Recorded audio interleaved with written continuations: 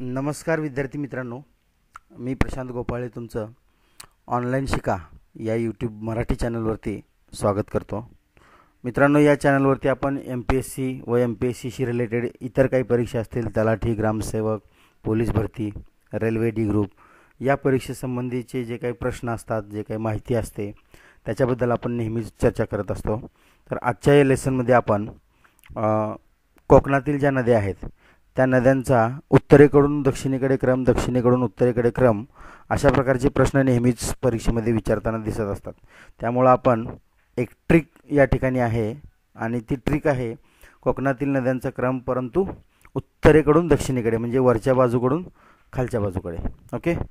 तर मित्रांनो, प्रामुख्याने कोकणातील ज्या काही नद्या आहेत त्यांचे आपण 3 भाग पाडतो. त्यामध्ये एक आहे उत्तर कोकण, ओके, त्यानंतर मध्य कोकण आणि दक्षिण कोकण.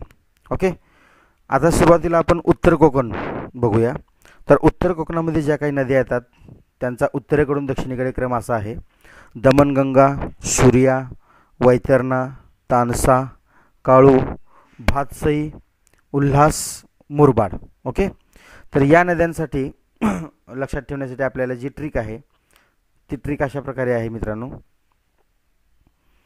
दमली गंगा सूर्याला वैतागली. ओके. दमली गंगा म्हणजे दमणगंगा. ओके. सूर्याला म्हणजे सूर्या नदी. ओके. आणि वैतागली म्हणजे जे वै आहे ते म्हणजे वैतरणा.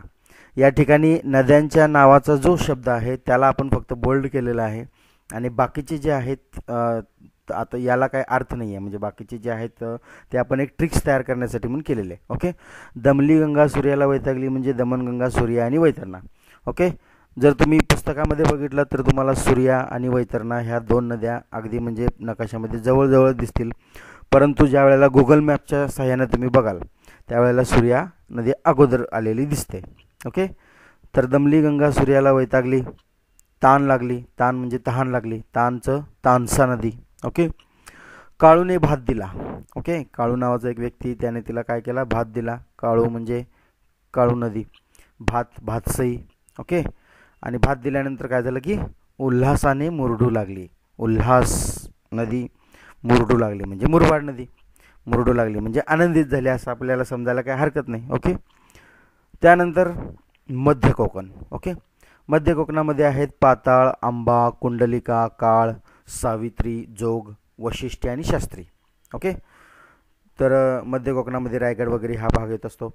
तर मित्रांनो, या ठिकाणी ही ट्रिक जी आहे ही ट्रिक लक्षात ठेवण्याच्या आधी तुम्हाला एक गोष्ट लक्षात ठेवावी लागेल की सावित्री नावाची एक मुलगी जी आहे तिचं लगीन काळप्पा नावाच्या व्यक्तीबरोबर झालेलं आहे आणि काळप्पाचं आडनाव जे आहे ते शास्त्री आहे, म्हणजे काळप्पा शास्त्री. ओके. तर सावित्रीला ज्या वेळेला नाव घ्यायला सांगतात लोक त्यावेळेला ती काय म्हणते बघा: पाताळात दिसतंय आंब्याचं झाड, पाताळात दिसतंय आंब्याचं झाड. पाताळ म्हणजे पाताळ नदी, आंब्याचं झाड आंबा, आंबा नदी. ओके. कुंडलीत लिहिलं आहे. आता या ठिकाणी कुंडली असं पाहिजे होतं, इथे टिंब नाही आहे.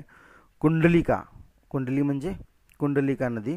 कुंडलीतच लिहिलं आहे काळप्पा, काळप्पा म्हणजे काळ नदी व सावित्रीचं जुगाड, सावित्री नदी, जुगाड जोग. ओके. वरिष्ठांच्या कृपेने, वरिष्ठ म्हणजे वशिष्ठी नदी. ओके.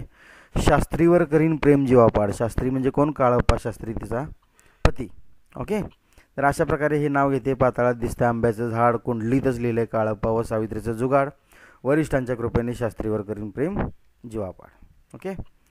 तर हे तुम्हाला अत्यंत सोपं जाईल. त्यानंतर दक्षिण कोकण म्हणजे एकदम खाली एंडला. ओके. या ठिकाणी सुद्धा उत्तरेकडून दक्षिणेकडे जात असताना काजवी, मुचकुंदी, वाघोटणे, शुक, ओके, गड, कर्ली आणि तेरेखोल या नद्या आहेत. तर याच्यासाठी आपण असं म्हणू शकतो की काजवे मुचमुच करतात. ओके. जे काजवे असतात ते काय करतात? मुचमुच करतात. वाघ शुक्रवारी गडावरती कारले खोलून खातात. आता वाघ कारले खात नसतात, जनरली आपल्याला सगळ्यांना माहितीच आहे, परंतु आपल्याला लक्षात ठेवण्यासाठी म्हणून आपण एक फनी अशी एक ट्रिक केलेली आहे की वाघ शुक्रवारी काय करतात? गडावरती जातात आणि कारले खोलून खातात. Okay friends. तर अशा प्रकारे हे जे क्रम आहेत, तर या नद्या ज्या आहेत ते पूर्ण उत्तरेपासून ते दक्षिणेपर्यंत म्हणजे 720 किलोमीटरचा जो कोकण आहे तिथून ज्या सुरू झालेल्या असतात वर्ण उत्तरेकडून, तर ते एंडपर्यंत खाली इकडे सिंधुदुर्ग वगैरे शेवटी तेरेखोल नदी आहे. ओके, तर या सर्व नद्या ज्या आहेत ते पश्चिम वाहिनी नद्या आहेत मित्रांनो. ओके, अरबी समुद्राला जाऊन मिळतात. अत्यंत आखूड अशा लांबीच्या असतात. साधारणतः 49 ते 150 किलोमीटर लांबी असते. ओके, तर अधिक माहितीसाठी तुम्ही सौदी सरांचं पुस्तक वगैरे रेफर करू शकता. ओके, जर तुम्हाला माझी ही ट्रिक आवडली असेल तर लाईक करा, सबस्क्राईब करा. आणि अशा प्रकारच्या बऱ्याच ट्रिक्स आहेत सायन्सच्या, रिझनिंगच्या आणि मॅथ्सच्या. तर त्या संदर्भात माहिती घेण्यासाठी आपण वेळोवेळी तुम्हाला नोटिफिकेशन मिळेल. Okay, thank you. Have a nice day.